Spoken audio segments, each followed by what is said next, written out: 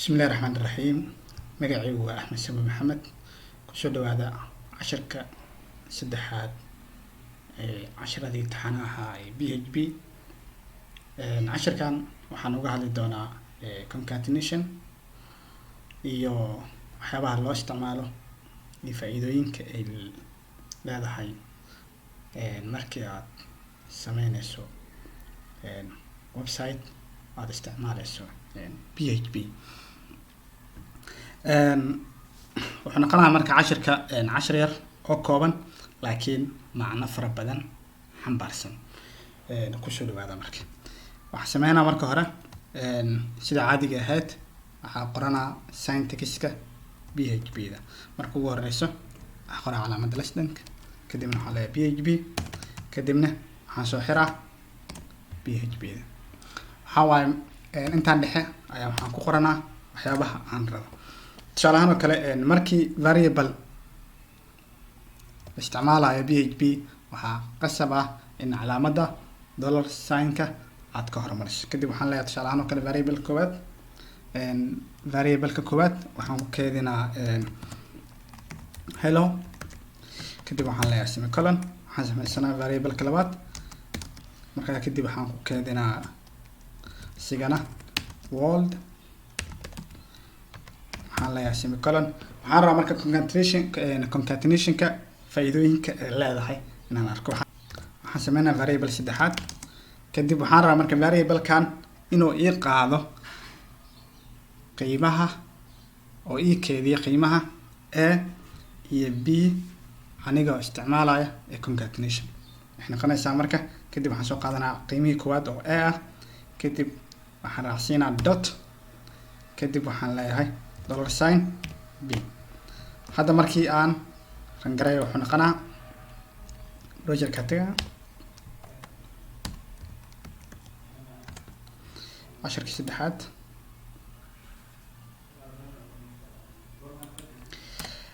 kadib markaan rangareeyo waxaa waaye waxba iima soo bixin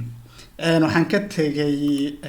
inaan daawaco sida kadib marka shaashada wax ku daawacayo waxaan sameynaa inaan iraahdo echo kadib dollar sign c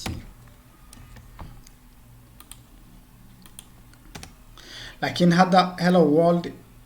waa isku dhegan tahay oo wax space ah ma jiro space markaa isticmaalayo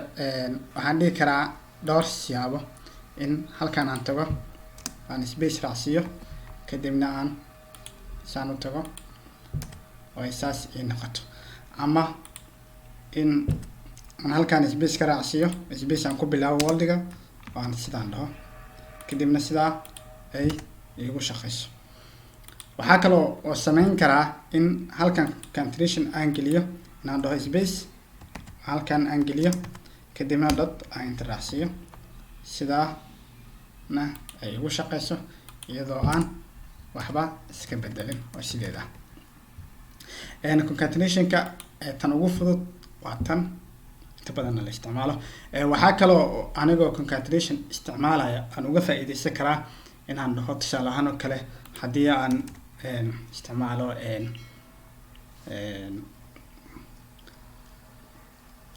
marka qaar waxaa jira website-ka markaa sameynayso inaad isticmaasho items hoos yaala oo badan kuwaasoo dhan waxaa ku keedin kartaa hal variable sida kan oo kale items-kaasoo dhanna variable-kaas ay kugu kadsanaadaan iyadoo oo isticmaalayso hadday rabto ha noqoto another list ama ha noqoto order list ama ha noqoto list sukaa hoos yaalo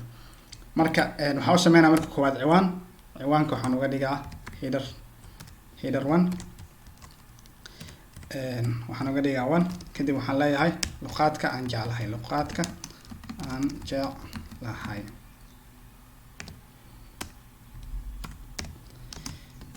kadibna waxaan xiraa headerki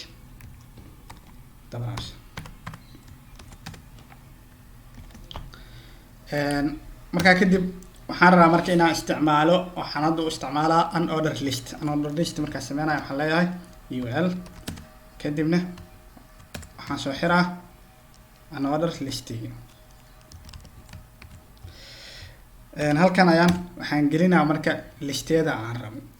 aan rabo intaana gelin ka hor waxaan halkan ku sameysanaa variable oo la yiraahdo languages kadib languages waxaan ku shubaa variable-ka koowaad oo ah tusaale ahaan oo kale php. halkan ayaa tagaa kadib waxaan leeyahay list. halkan ayaa imaanaya echo php aan sameysana php kadib waxaan leeyahay echo waxaan daawacaa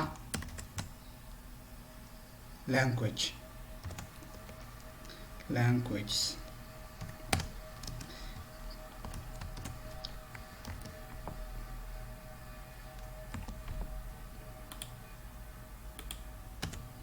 laakiin waxaa kaloo ku darsan karaa list kale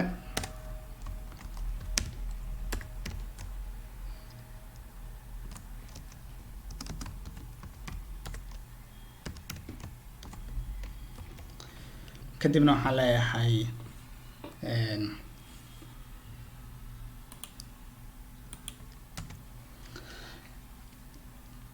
laakiin waxaan rabaa inaan uga faa'iideysto concatenationka. haddii hadda aan meeshaan tago oo aan dhaho languages kadib concatenation marka aan raba hadda variable-kan in aan wax kale ku ziyaadiyo waxaan u isticmaali karaa inaan dhaho dot equal markaas kadib luqadda labaad aan jeclahay java tusaale ahaan oo kale java ku jirtaa luqadkan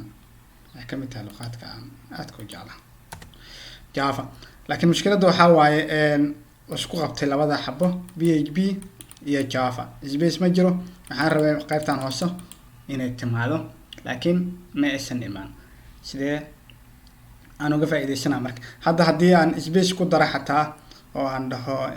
tusaale ahaan oo kale inta haddaan space u raacsiiyo aan sidaan oo kale dhaho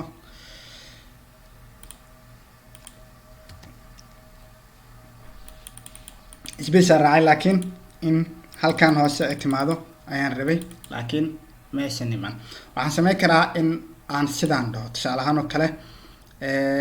in listiba halkan aan geliyo aan dhaho list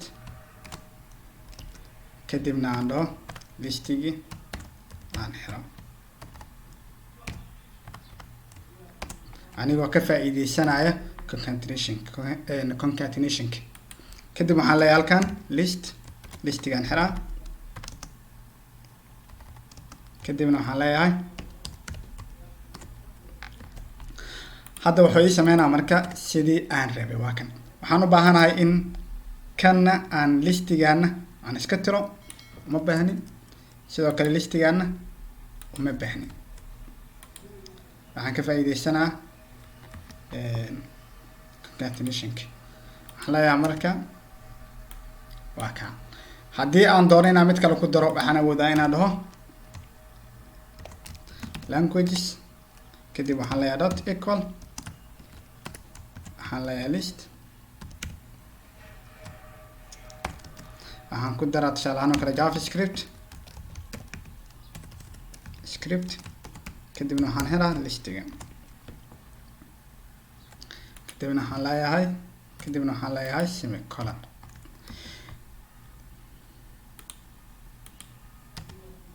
waa kaa mid kasta aan rabo luqaadkan sidaan ayay isku kay daba yaalayaan oo hadhowna haddii aan u baahdo variable-kan in meel kale aan ku isticmaalo waxaa waaye waa qaadanaa oo keliya meesha aan doono ayaan waxaan ku dhahayaa basta ama meesha aan rabo ayaan ku isticmaalaya sidaa ayuuna igu shaqeynaya. waa kana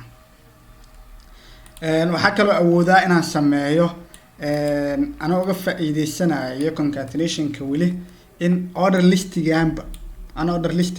inta qaado isna aan ku daro qaybta ah concatenationka oo aan dhaho languages kadibna aan dhaho equal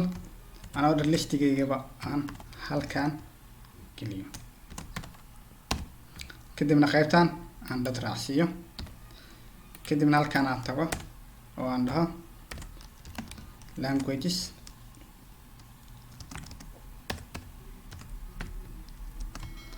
ana order listigiina aan xiro.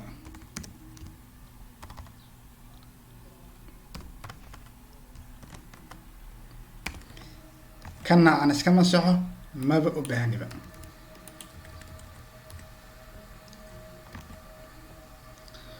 sidaana oo igu shaqeeyo programkayga dib la-aan. marka concatenationka faa'iidooyinkan ayay leedahay marka aad isticmaaleyso PHP marka aad website-kaada ku dhisanayso. concatenationka faa'iidooyinkan ayay leedahay aad uga faa'iideysan kartaa iyo faa'iidooyin kale. marka cashirka aad u fududaa muhiimad gaarana uu lahaa. waxaan rajeynayaa inaad fahantay oo aad ka faa'iideysatay. cashirkan cashirka xiga inta ka gaari doono waxaa idin leeyahay fi amaan illah. assalaamu calaykum waraxmatullaahi wabarakaatuh.